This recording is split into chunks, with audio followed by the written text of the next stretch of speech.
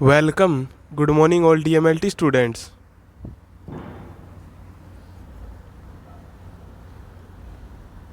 तो माइक्रोबायोलॉजी के अंदर आज का लेक्चर आपका किसके ऊपर है? आज का लेक्चर है आपका माइक्रोबायोलॉजी के ऊपर अंदर today's lecture on passive immunity.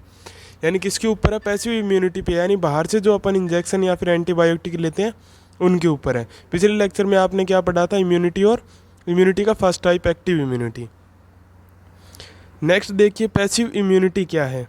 तो the short term immunity which results from the introduction of antibodies from another person और एनिमल्स। यानी जो शॉर्ट टर्म इम्यूनिटी, यानी जो क्या है, ज़्यादा लंबे समय के लिए ना हो। Which results from the introduction of antibodies, यानी जिनको इंट्रोड्यूस किया गया हो बाहर से, यानी जो आपने कहाँ से लिए? बाहर से लिए। फ्रॉम अनदर पर्सन, यानी किसी दूसरे पर्सन से लिए, या फिर क्या है, किसी अन्य एनिमल से लिए। यानी ऐसी एंटीबॉडीज जिसको ह्यूमन बॉडी के बाहर प्रिपेयर किया गया हो, उस एंटीबॉडीज़ को इंट्रोड्यूस करवाना ही क्या कहलाता है? पैसिव इम्यूनिटी कहलाता है। या फिर इंट्रोड्यूस करवाना क्या कहलाता है? यानी ह्यूमन बॉडी के अंदर इंजेक्ट करना क्या कहलाता है? पैसिव इम्यूनाइजेशन कहलाता है। नेक्स्ट, पैसिव इम्यूनिटी इज सब डिवाइडेड इनटू टू टाइप्स। यानी पैसिव इम्यूनिटी को क्या है? दो टाइप्स के अंदर डिवाइड किया गया है। Next, natural immunity. सबसे पहले पैसिव के अंदर सबसे पहले कौन सी है? नेचुरल। तो through placental maternal IgG antibody. तो आपने पढ़ा होगा कि प्रेगनेंसी के टाइम पे फीटस के अंदर कोई इन्फेक्शन हो तो एंटीबॉडी कहाँ से मिलती है? उसकी मदर से मिलती है। यानी प्लेसेंटा को पार करके कौन सी एंटीबॉडी आती है? IgG। वो होती तो नेचुरल है क्योंकि वो उसकी मदर में फॉर्म हुई है, लेकिन वो क्या है, फीटस के लिए तो क्या है, वैसे तो नेचुरल है, लेकिन फीटस के लिए क्या है? पैसिव है, क्योंकि उसकी खुद की बॉडी ने नहीं बनाई, इसलिए क्या है, वो बाहर से मिली है उसको। तो इसलिए उसको क्या बोलते हैं? नेचुरल पैसिव इम्यूनिटी बोलते हैं। यानी प्लेसेंटा के द्वारा फीटस के अंदर मैटरनल को पार करते हुए जो एंटीबॉडीज आती है IgG, उनको क्या बोलते हैं? Natural passive. नेक्स्ट है आर्टिफिशियल। तो थ्रो एंटी सीरम इंजेक्शन, यानी जो अपने को बाहर से रेडीमेड एंटीबॉडीज़ के इंजेक्शन मिलते हैं, यानी एंटीबायोटिक्स के, वो एंटीबॉडीज़ क्या होती हैं? आर्टिफिशियल, यानी जिनको अदर किसी एनिमल के या फिर अदर किसी पर्सन के क्या है, बॉडी के अंदर प्रिपेयर किया गया हो। Next, passive immunity is induced individually by perform antibody against infective agent और टॉक्सिन। यानी पैसिव इम्यूनिटी क्या है कि उसको इंड्यूस किया जाता है इंडिविजुअल में, पर्सन में, बाय परफॉर्म प्री फॉर्म, यानी पहले बना के, एंटीबॉडी को पहले बना के फिर क्या है, ह्यूमन बॉडी के अंदर इंट्रोड्यूस किया जाता है अगेंस्ट इन्फेक्टिव एजेंट या टॉक्सिन, यानी किसी स्पेसिफिक एजेंट के लिए, स्पेसिफिक एंटीजन के लिए या फिर टॉक्सिन के लिए। पैसिव इम्यूनिटी क्या है? यानी ऐसी इम्यूनिटी जिसको बाहर से प्रिपेयर करके, तैयार करके फिर क्या है, उसको ह्यूमन बॉडी के अंदर इंट्रोड्यूस किया जाता है। जैसे नेचुरल का अगर एग्जांपल देखें तो ट्रांसप्लेसेंटल एंटीबॉडी होगी IgG प्रेगनेंसी के टाइम पे, या आर्टिफिशियल का एग्जांपल देखें तो जैसे कि थ्रो एंटी सीरम हो गया, कोई भी किसी भी एंटीबायोटिक्स का टाइप हो गया। तो ये क्या है? पैसिव इम्यूनिटी के टाइप्स हैं। Next, the immune system are not active role in passive immunity. यानी इम्यून सिस्टम का कोई एक्टिव या सक्रिय रोल नहीं होता पैसिव इम्यूनिटी के अंदर, क्योंकि इम्यून सिस्टम का रोल तो तब होगा जब वो ह्यूमन बॉडी के अंदर फॉर्म होगी, ह्यूमन बॉडी के अंदर बनेगी, जबकि पैसिव इम्यूनिटी क्या है? ह्यूमन बॉडी के बाहर बनती है। नेक्स्ट देखिए, यूज़ ऑफ पैसिव इम्यूनाइजेशन। यानी पैसिव इम्यूनिटी को अपन किस चीज़ के लिए काम में लेते हैं? तो to provide immediate short term protection in a non immune host faced with a threat of a serious infection. यानी to provide immediate short term protection, यानी किसी होस्ट को प्रोवाइड करवाने, यानी छोटे समय के लिए कोई बैक्टीरिया, वायरस, यानी किसी एंटीजन से प्रोटेक्शन प्रोवाइड करने के लिए नॉन इम्यून होस्ट, यानी ऐसा होस्ट है जिसके अंदर यानी HIV का इन्फेक्शन है, तो इम्यून सिस्टम काम नहीं कर रहा उसका, उसके लिए काम में ले सकते हैं। या फिर कोई पेशेंट क्या है, सीवियर डिजीज़ के साथ फेस कर रहा है या फिर सीवियर इन्फेक्शन है, यानी ह्यूमन बॉडी उसको कंट्रोल नहीं कर पा रही, तो अपन कौन सी इम्यूनिटी काम में लेंगे? Passive immunity. Next, for suppression of active immunity विच में बी इंजीरियस। यानी ऐसी इम्यूनिटी को सप्रेस करने के लिए, एक्टिव इम्यूनिटी को, जो क्या है आपके लिए इंजीरियस है। जैसे RH इम्यूनोग्लोबुलिन हो गया, तो आपने पढ़ा होगा RH इनकम्पैटिबिलिटी, डिजीज़ पढ़ी होगी प्रेगनेंसी के टाइम पे, फर्स्ट टाइम पे अगर RH पॉजिटिव बेबी हो, अगर सेकेंड टाइम प्रेगनेंसी में भी RH पॉजिटिव बेबी हो तो क्या है, मदर के अंदर जो RH पॉजिटिव के लिए एंटीबॉडीज़ बन जाती हैं, वो क्या है फिटस को किल कर देती है, तो उसको स्प्रेस करने के लिए, दबाने के लिए। तो पैसिव इम्यूनाइजेशन का अपन इस्तेमाल किस चीज़ के लिए करते हैं, यानी किसी नॉन इम्यून होस्ट के अंदर शॉर्ट टर्म प्रोटेक्शन के लिए, किसी एजेंट के लिए, यानी किसी एंटीजन के लिए क्या है अपन इस्तेमाल कर सकते हैं पैसिव इम्यूनिटी का, या फिर किसी के अंदर सीरियस इन्फेक्शन उसके लिए काम में ले सकते हैं, एक्टिव इम्यूनिटी को स्प्रेस करने के लिए काम में ले सकते हैं। नेक्स्ट देखिए मोस्ट इम्पोर्टेंट टॉपिक इम्यूनिटी के अंदर की एक्टिव और पैसिव इम्यूनिटी के अंदर डिफरेंस क्या होता है। तो इम्पोर्टेंट क्वेश्चन बनता है ये। एक्टिव इम्यूनिटी क्या है, produce actively by the immune system, यानी ऐसी इम्यूनिटी जिसको किसने प्रोड्यूस किया है, ह्यूमन बॉडी की, यानी होस्ट के इम्यून सिस्टम ने प्रोड्यूस किया है, खुद ने बनाया है। और पैसिव इम्यूनिटी कैसी होती है, received passively by the host, यानी होस्ट ने कहाँ से लिए, पैसिवली यानी बाहर से लिए। Host immune system does not participate, यानी होस्ट के इम्यून सिस्टम ने उसके अंदर कोई भी पार्टिसिपेटेशन नहीं किया। नेक्स्ट, इंड्यूस्ड बाय इन्फेक्शन और कॉन्टैक्ट विद इम्यूनोजन, यानी एक्टिव इम्यूनिटी के अंदर देखिए second point, induced by infection और कॉन्टैक्ट विद इम्यूनोजन, यानी कोई इन्फेक्शन हुआ या फिर कोई बैक्टीरिया, वायरस, एंटीजन आपकी बॉडी के अंदर आया, आने के बाद उसने इन्फेक्शन करना शुरू किया, या इम्यूनोजन आपकी बॉडी के कॉन्टैक्ट में है, तब क्या ये इंड्यूस होती है, फॉर्म होती है, बनती है। पैसिव इम्यूनिटी देखिए, produce by administration of readymade antibody, यानी इसको कैसे प्रोड्यूस करते हैं, यानी रेडीमेड एंटीबॉडीज इसके अंदर प्रोड्यूस करते हैं। इसमें क्या है कि ह्यूमन बॉडी खुद फॉर्म नहीं करती, ना कोई एंटीजन का रोल होता, उसको बाहर से प्रोड्यूस करते हैं। Next, long lasting and effective production, यानी ये लंबे समय तक चलती है एक्टिव इम्यूनिटी, और इसका जो प्रोटेक्शन है वो इफेक्टिव होता है, क्योंकि इसके अंदर क्या है, मेमोरी प्रेजेंट रहती है। जब वो बैक्टीरिया या एंटीजन दोबारा कोई इन्फेक्शन कोज करता है तो उसको किल कर देती है। नेक्स्ट देखिए, short live and less effective, और जो पैसिव इम्यूनिटी है वो क्या, शॉर्ट लिव यानी थोड़े समय के लिए ही काम करती है, और लेस इफेक्टिव, इतनी ज़्यादा इफेक्टिव भी नहीं होती।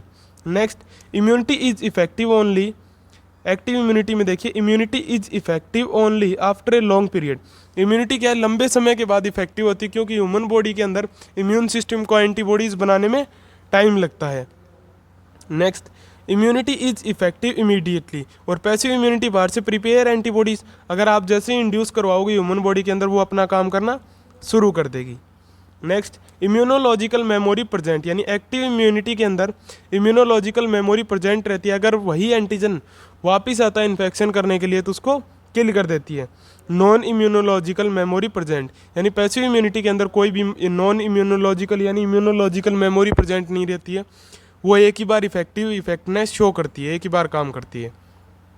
अगर एक डिफरेंस और लिखना चाहें तो एक्टिव इम्यूनिटी जो है नॉन इम्यून डिफेंस वाले पर्सन के अंदर प्रेजेंट नहीं होती, यानी जिसके अंदर HIV का इन्फेक्शन हो या फिर अदर कोई इन्फेक्शन हो जिसके अंदर इम्यूनिटी लो हो गई है उसकी, तो उस पर्सन के अंदर काम नहीं करती। लेकिन पैसिव इम्यूनिटी क्या है, उसके अंदर क्या है, काम करती है, यानी एक्सेप्टेबल इम्यूनिटी है किसके अंदर, नॉन इम्यून होस्ट के अंदर।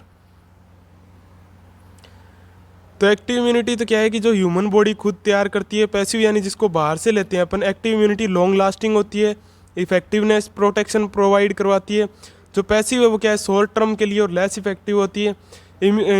एक्टिव इम्यूनिटी में बनने में, फॉर्म होने में थोड़ा लंबे समय लगता है, यानी टाइम लगता है, जबकि जो पैसिव इम्यूनिटी है उसको इंड्यूस करवाते ही वो अपना फंक्शन करना शुरू कर देती है। उसमें मेमोरी प्रेजेंट होती है एक्टिव में, और पैसिव में नहीं होती। नेक्स्ट देखिए, कंबाइंड इम्यूनाइजेशन। तो ये क्या है कि इम्यूनिटी के अंदर छोटे छोटे टॉपिक्स हैं जिनके ऊपर शॉर्ट क्वेश्चन बनते हैं। तो कंबाइंड इम्यूनाइजेशन क्या है, combination of active and passive immunisation is employ simultaneously का मतलब है साथ साथ, which is known as combined immunisation, यानी कॉम्बिनेशन, यानी दोनों एक्टिव और पैसिव इम्यूनिटी, यानी उनका इम्यूनाइजेशन, यानी होस्ट की एंटीबॉडीज़ और बाहर से जो इंड्यूस की गई है इंजेक्शन के द्वारा वो एंटीबॉडीज़ अगर साथ में एम्प्लॉय की जाए किसी एंटीजन पे, साथ में वो काम कर रही है सिम्यूल्टेनियसली, यानी साथ साथ, तो उसको अपन क्या बोलते हैं, which is known as combined immunisation, यानी इसको क्या बोलते हैं अपन, कंबाइंड इम्यूनाइजेशन। नेक्स्ट क्या है, लोकल इम्यूनिटी। लोकल इम्यूनिटी क्या है, नेचुरल इन्फेक्शन और live viral vaccine administered orally और nasal provide local immunity at the site of entry such as gut mucosa and the nasal mucosa respectively. Local immunity का मतलब क्या होता है कि एक साथ किसी कम्युनिटी के अंदर अब क्या है अपन, यानी किसी गांव के अंदर या फिर किसी कम्युनिटी में, यानी जहाँ पे काफ़ी पर्सन्स प्रेजेंट हो वहाँ पे इम्यूनाइजेशन करते हैं, तो उसको क्या बोलते हैं, एक तरीके से लोकल इम्यूनिटी बोलते हैं. यानी किसी के अंदर नेचुरल इन्फेक्शन हुआ है प्राकृतिक कम्युनिटी में, या फिर कोई वायरल इन्फेक्शन हुआ है, तो उनके अंदर वायरल वैक्सीन जो एडमिनिस्ट्रेट करी जाती है किसके द्वारा, ओरली यानी माउथ के द्वारा, या फिर इंट्रानेजल यानी आपकी नोज़ के द्वारा, तो वो क्या प्रोवाइड करवाती है, लोकल इम्यूनिटी प्रोवाइड करवाती है सभी पर्सन्स के अंदर. At the site of entry, यानी जहाँ से कोई वायरस एंटीजन पार्टिकल क्या है एंट्री लेता है ह्यूमन बॉडी के अंदर, जैसे गट म्यूकोसा हो गया, नेजल म्यूकोसा हो गया respectively. A special class of immunoglobulin IgG play an important role in local immunity. यानी लोकल इम्यूनिटी के अंदर जो इम्यूनोग्लोबुलिन IgG एंटीबॉडी है वो क्या है, एक इम्पोर्टेंट रोल प्ले करती है. जैसे लोकल इम्यूनिटी का एग्जांपल लो तो जैसे पोलियो वायरस की ड्रॉप्स हैं, वो एक कम्युनिटी के अंदर, एक विलेज के अंदर या फिर सिटी के अंदर क्या है सभी चाइल्ड्स को पिलाई जाती है. उसी तरीके से यानी उनको क्या है ओरल रूट से या फिर इंट्रानेजल रूट से क्या है इम्यूनाइजेशन प्रोवाइड करवा देते हैं उस चीज़ के खिलाफ, एंटीबॉडीज़ प्रोवाइड करवा देते हैं एंटीजन के लिए पहले से ही. तो वो क्या है लोकल इम्यूनिटी का एक एग्जाम्पल है.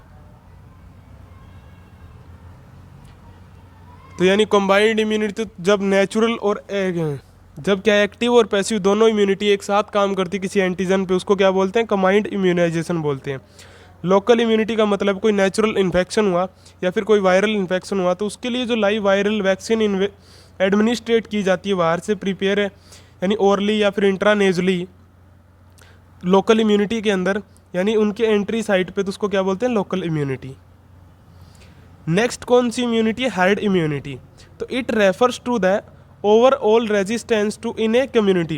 यानी हर्ड इम्यूनिटी का क्या है कि एक कम्युनिटी का, यानी जिस जगह पे काफ़ी काउंट्स के अंदर क्या है कि पॉपुलेशन रहती हो, उस जगह का जो रेजिस्टेंस है एंटीजेंस के खिलाफ, यानी उनका इम्यून सिस्टम का जो विरोध है, उनकी जो पावर है, उसको जो कंबाइंडली अपन कैलकुलेट करके देखते हैं वो क्या होती है हर्ड इम्यूनिटी.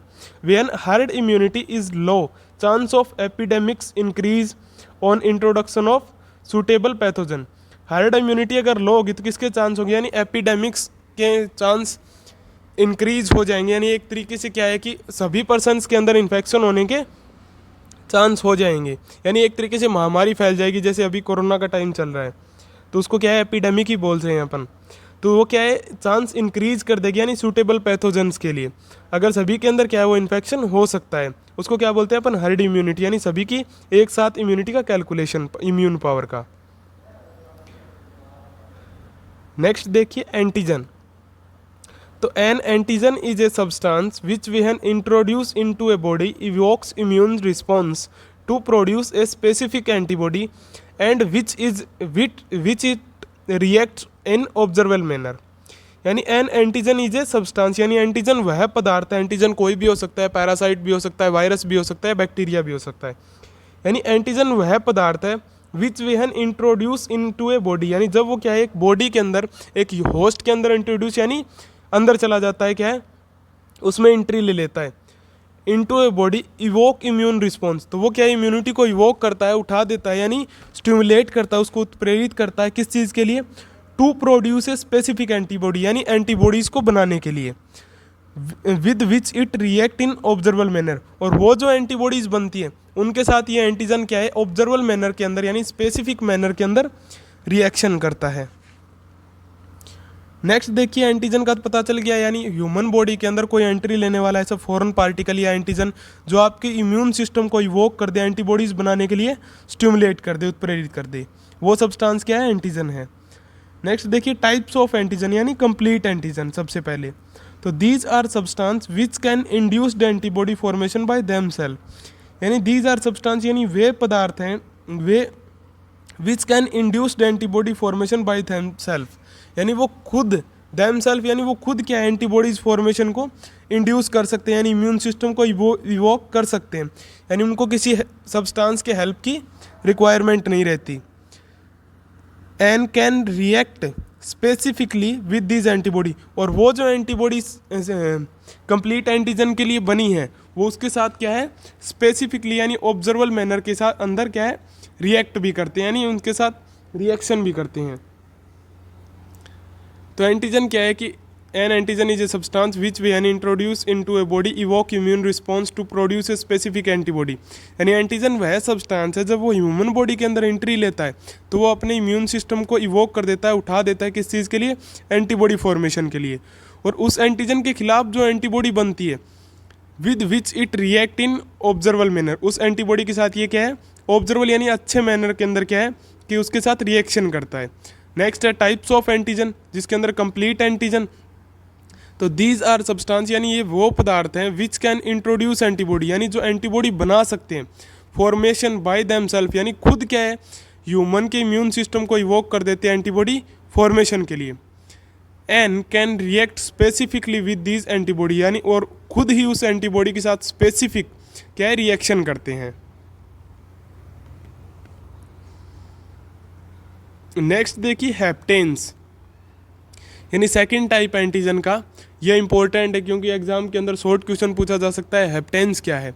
तो haptens are substance which are unable to induce antibody formation on its own, यानी ओन सेल्फ यानी them self, but can become immunogenic when covalently linked to protein called carrier protein.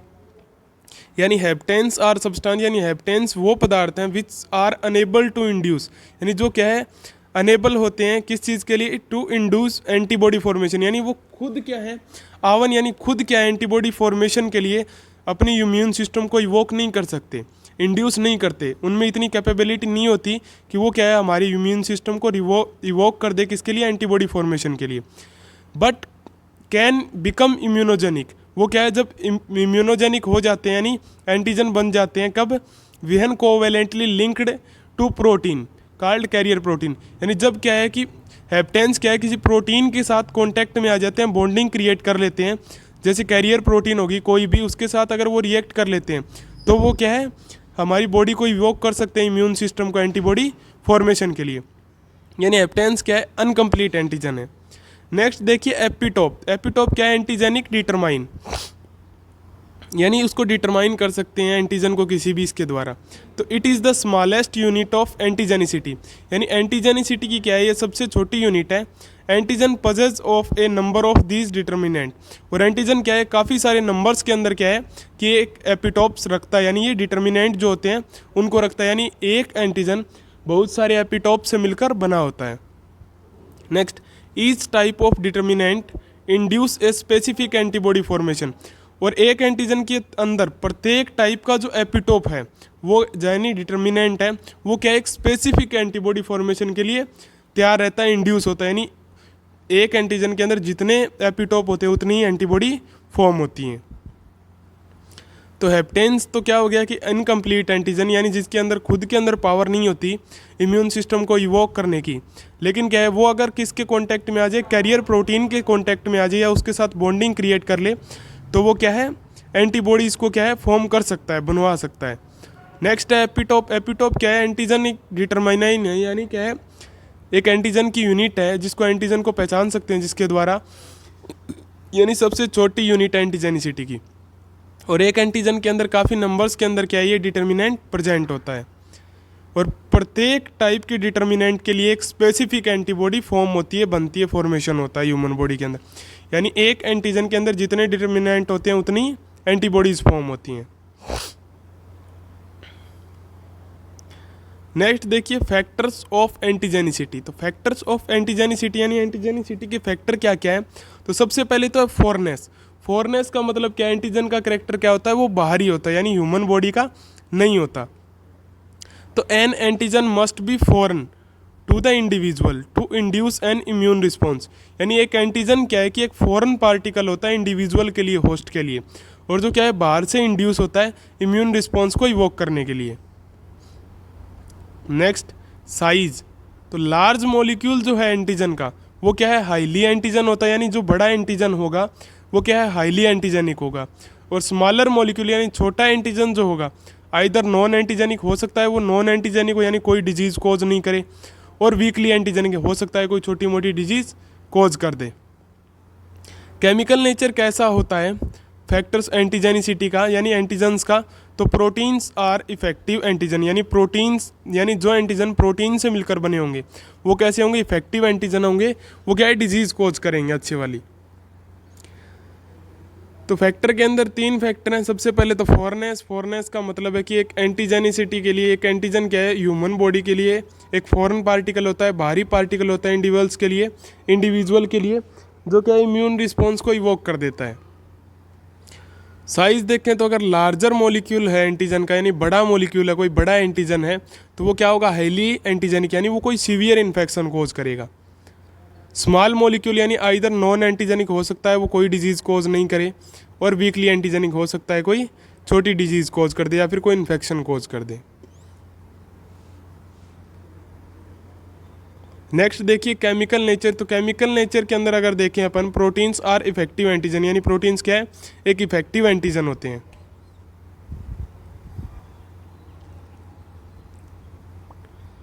Next देखिए species specificity, यानी antigens की जो अंदर quality क्या होती है एंटीजेनिसिटी की, स्पीसीज स्पेसिफिसिटी, यानी वो एक स्पीसीज के लिए स्पेसिफिक एंटीजन होता है। यानी किसी ह्यूमंस के लिए एक स्पेसिफिक एंटीजन होगा कोज करने के लिए, या फिर अदर कोई स्पीसीज होगी उनके लिए अलग एंटीजन होगा डिजीज़ कोज करने के लिए। आइसो स्पेसिफिसिटी, यानी किसी चीज़ में डिजीज़ कौन जैसे लीवर में इन्फेक्शन करेगा तो लीवर के लिए स्पेसिफिक होगा।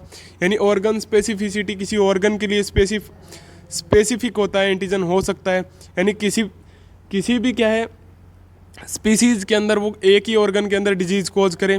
नेक्स्ट देखिए हिटेरोफिल स्पेसिफिसिटी, तो ये इंपॉर्टेंट है। द सेम और closely related antigen present in different tissue, यानी एक दूसरे से जुड़े हुए या फिर क्या है एक दूसरे से रिलेटेड, यानी एक दूसरे के सिमिलर एंटीजन अलग अलग टिश्यूज़ के अंदर प्रेजेंट हो सकते हैं। मोर देन वन स्पीसीज, यानी एक स्पीसीज से ज़्यादा, यानी वो ह्यूमंस के अंदर प्रेजेंट हो, ह्यूमन के अंदर लिवर में प्रेजेंट है तो डॉग्स के अंदर वो क्या है लंग्स के अंदर प्रेजेंट हो सकते हैं। नॉन एज हिटेरोफिल एंटीजन, और उन एंटीजन्स को अपन क्या बोलते हैं, हिटेरोफिल एंटीजन बोलते हैं। तो सबसे पहले तो स्पीसीज स्पेसिफिक होते हैं एंटीजन, आइसो स्पेसिफिक होते हैं और एक ऑर्गन के लिए स्पेसिफिक होते हैं। फिर आता है हेटेरोफिल एंटीजन, तो यानी एक दूसरे से जुड़े हुए एंटीजन एक प्रजाति में डिजीज कोज कर सकते हैं या एक प्रजाति में अलग अलग ऑर्गन्स के अंदर टिश्यूज के अंदर डिजीज कोज कर सकते हैं।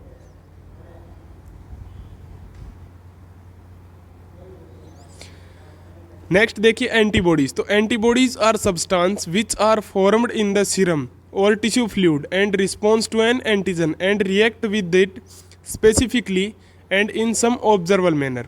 यानी एंटीबॉडीज आर सब्सटेंस, यानी एंटीबॉडीज वह सब्सटेंस है, पदार्थ है, which are formed in the serum, यानी जो कि इसके अंदर फॉर्म होते हैं सीरम के अंदर। यानी ह्यूमन बॉडी के अंदर जो ब्लड होता है, ब्लड के अंदर 55% क्या होता है प्लाज्मा, और प्लाज्मा में क्या प्रेजेंट रहता है serum.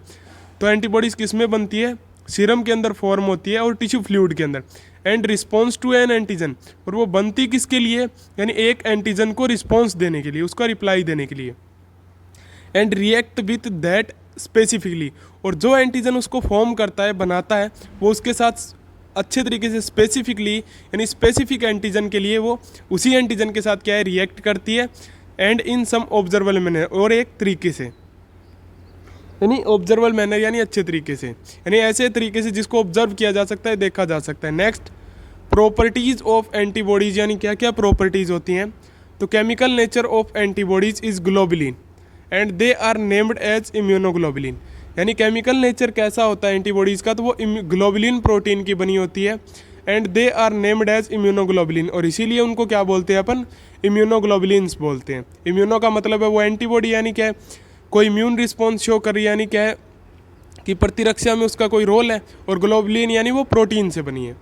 Next immunoglobulins are synthesize by plasma cell, और ये जो इम्यूनोग्लोबुलिन्स होती है यानी एंटीबॉडीज़ होती हैं वो किसके द्वारा बनाई जाती है, प्लाज्मा सेल के द्वारा बनाई जाती हैं, और बनती किसमें, सीरम के अंदर। तो एंटीबॉडीज़ क्या है कि एंटीबॉडीज़ वह सब्सटेंस है जो किसी एंटीजन का रिप्लाई देने के लिए सीरम के अंदर बनती है, और वो स्पेसिफिक एंटीजन के साथ, यानी जिस एंटीजन के लिए वो बनी है इम्यून सिस्टम में, उसी एंटीजन के साथ वो ऑब्जर्वेबल मैनर के अंदर रिएक्ट करती हैं। प्रॉपर्टीज़ देखें तो एंटीबॉडीज़ कैसी होती है, प्रोटीन होती है नेचर के अंदर, ग्लोबुलिन प्रोटीन होती है, और इसीलिए उनको क्या है इम्यूनोग्लोबुलिन्स बोलते हैं अपन। और इम्यूनोग्लोबुलिन से जो किसके द्वारा सिंथेसाइज की जाती है, प्लाज्मा सेल के द्वारा।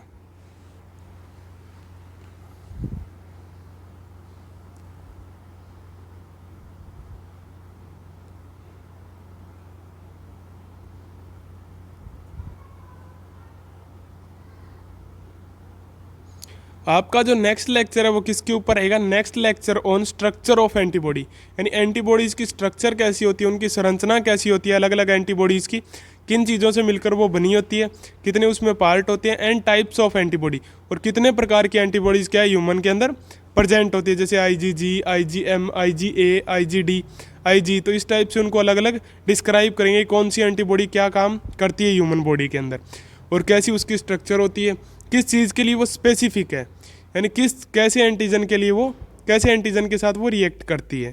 Thanks to all.